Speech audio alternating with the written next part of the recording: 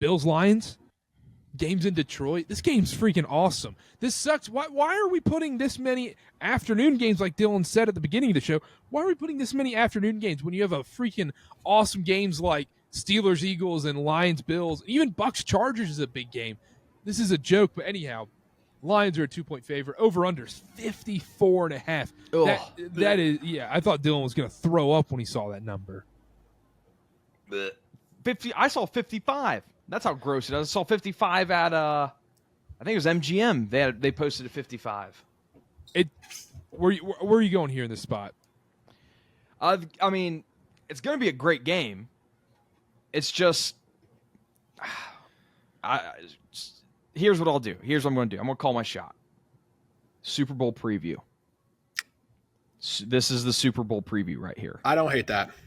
There's just, you see Josh Allen go for 3 rushing touchdowns, 3 passing touchdowns, like absolutely just lit it up. The Bills' advantage here is going to be on the ground. They're second in the league in rushing between the tackles, 4th overall rushing efficiency, 5th rushing versus a light box, 4th rushing versus a stacked box. If the Bills can control time of possession and limit the explosive plays from the Lions, I think that's their path to success here. The problem is Goff has been great against zone coverage, and that's what the Bills run the most. They run at the 5th highest rate. Honestly, I probably won't end up taking anything in this. Actually, I took the under. I took the under just based on principle. 55 points, I got to go under on that. But I would lean Bills. Really? I don't feel great about it. Does the Bills' run D scare you at all? Because that's why I'm going Lions in this spot. Because that was my number one point. The Lions are going to be able to run all over this team and dominate time of possession. And we're almost going to see what the Bills had to do against the Rams last week against a better Lions defense. I don't think they're going to be able to put up 40-plus in this game. I think the Lions could put up 40-plus in this game. The problem is, I understand what you're saying. The Bills are awful against running backs. Most of those are coming from receiving yards and receiving touchdowns from opposing running backs. That's why I think a guy like Jahmyr Gibbs is going to have a day. I think he's going to have a huge day. But you look at some of the Bills' defensive stats, and we're kind of getting a little specific here, but when they stack the box, rushing versus stacked box, their defense is number 2, rushing in the red zone, number 1. So some of these are empty yards that they step it up whenever they get to the red zone. But the Lions have one of the best rushing attacks, so I can understand why you'd be a little worried about that. I would look out for maybe less of the traditional rushing from the Lions and more screen passes, blitz passes because that's where the Bills have struggled all season. Dan Campbell can show off a little bit, poke his leg out of his skirt a little bit, show off. Little dump offs to Jahmyr Gibbs. I love the Lions in this spot, to be honest. I think both running backs have a big. I didn't mean to do that. I didn't mean to do that one. I meant Somebody to mute myself. Somebody take the soundboard away from Dylan. Yeah, we might myself. need to Sorry about that. I can't believe our producer called in sick today. That was saved for my Giants pick. Give me the Lions. Give me the Lions. I can't go after that, Connor. Yeah, I'm with you here.